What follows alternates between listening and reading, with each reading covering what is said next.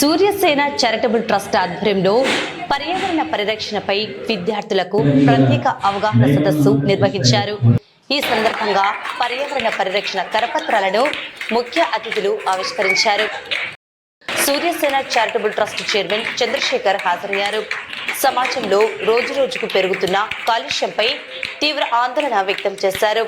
మానవ అవసరాల కోసం అడవులను, చెట్లను నరికివేస్తూ కొత్తగా మొక్కలు నాటకపోవడం వల్లే ప్రకృతిలో తీవ్ర మార్పులు వస్తున్నాయని హెచ్చరించారు.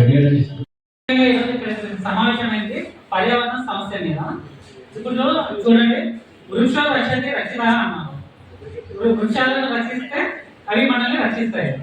కానీ ఎటువంటి స్వార్థం లేకుండా వృక్షం అనేది తను బతికినంత కాలమే కాకుండా తను చనిపోయినప్పుడు కూడా మనిషికి ఉపయోగపడుతుంది. ఇప్పుడు చూడండి, వృక్షాన్ని నాటిన తర్వాత మనకు ఫలాలు ఇస్తుంది. బతికినంత కాలం ఆ ఫలాలను మనం స్వీకరిస్తాం. చెట్టు నీడనిస్తుంది, స్వచ్ఛమైన గాలిని ఇస్తుంది. తర్వాత అందమయ్యాక కూడా మనకు కట్టెలు రూపంలో మనకి వృక్షం అనేది ఉపయోగపడుతుంది. కానీ అటువంటి వృక్షాలను మనం ఏం చేస్తున్నాము, ఉన్న వాటిని మన అవసరాల కోసం అని ఉన్న వాటిని తొలగిస్తున్నాం. కానీ వాటి చేస్తే మనకు రీప్లేస్ చేయలేకపోతున్నాం. అవునా కదా? ప్రతి ఒక్క ఇండివిజువల్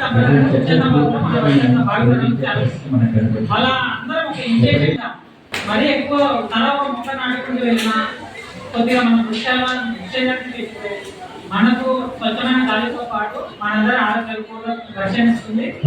అలాగే పర్యావరణాన్ని కూడా సమతుల్యత పాటిస్తుంది. ఇప్పుడు ఎల్లిన వల్ల రైతులు మనము